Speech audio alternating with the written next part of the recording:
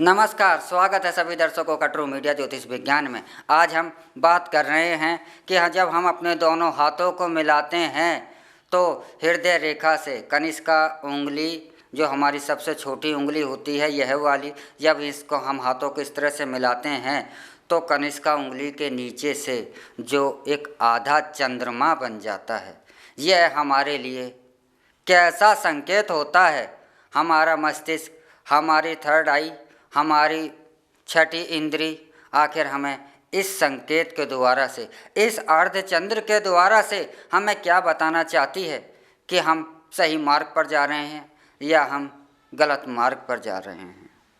तो यह आधा चंद्र जो है सभी हाथों में एक जैसा नहीं होता। कई हाथों में यह हृदय रेखा से जोड़ता हुआ आगे जाकर के चंद्र का आकार लेता है। कई हाथों में यह शनि के क्षेत्र में अर्थात मध्यमा उंगली के नीचे तक जाकर कर ही समाप्त हो जाता है। कई हाथों में यह गुरु के क्षेत्र में जाकर के पूर्ण रूप से बनता है। तो यह आपके लिए, यह उस जातक के लिए जिसके हाथों पर यह चंद्रमा बन रहा है, उसके लिए यह कैसा संकेत दे रहा है।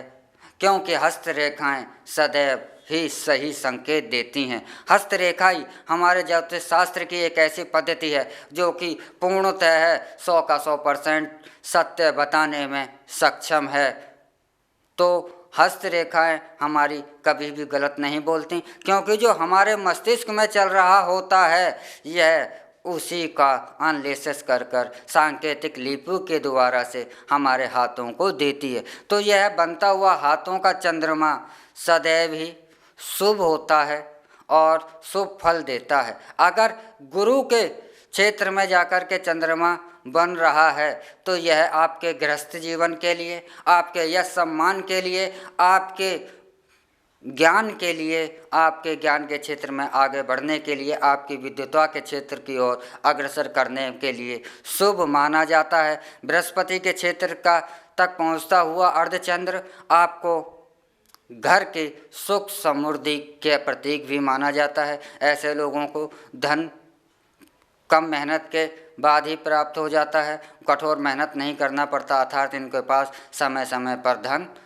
थोड़ा कठोर श्रम ना कर थोड़ा आसानी से ही प्राप्त हो जाता है। लेकिन शनि के क्षेत्र का जो तक समाप्त होने वाला यह अर्धचंद्र जो है यह आपको कठोर श्रम कराता है, लेकिन आपको ज्ञानवान भी देता है। तो यह जातक जो है थोड़े से कठोर श्रम के बाद अपने आप को स्थापित कर लेते हैं, लेकिन यह अर्धचंद्र हथेली का बनता हुआ हमेशा ही शुभ परिणाम देता है। लेकिन यदि इसी अर्धचंद्र से अगर कुछ रेखाएं नीचे की ओर निकलती हैं तो यह आपको उन्हीं क्षेत्रों में विपरीत परिणाम देता है।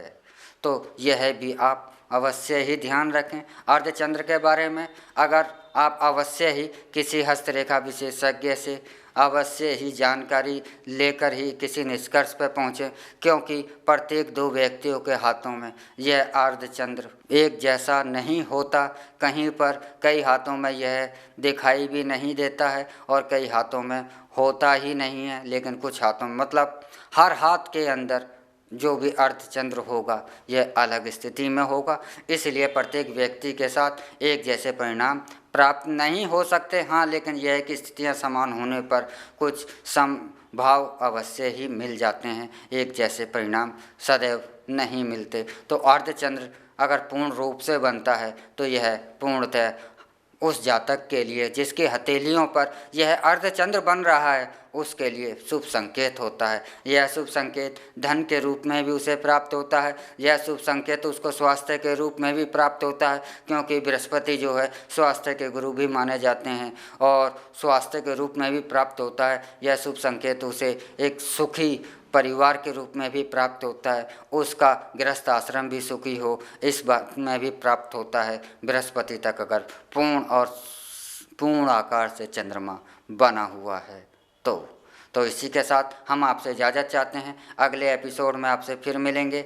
और अगले एक नए विषय के साथ। और आपको यह हमारे द्वारा से दी गई जानकारी कैसी लगी, इस विषय पर भी आप हमें कमेंट करना ना भूलें। और यदि आप कुछ और भी अन्य जानकारी चाहते हैं तो उस पर भी आप कमेंट अवश्य ही करें। और जो दर्शक हमसे नए जुड़े हैं वह जल्द से जल्द हमारे ट्रू मीडिया ज्योतिष विज्ञान को सब्सक्राइब कर लें और हमारे ट्रू मीडिया ज्योतिष विज्ञान को लाइक शेयर कमेंट करना ना भूलें। ओम नमः शिवाय। भगवान भोलेनाथ सबका कल्याण करें।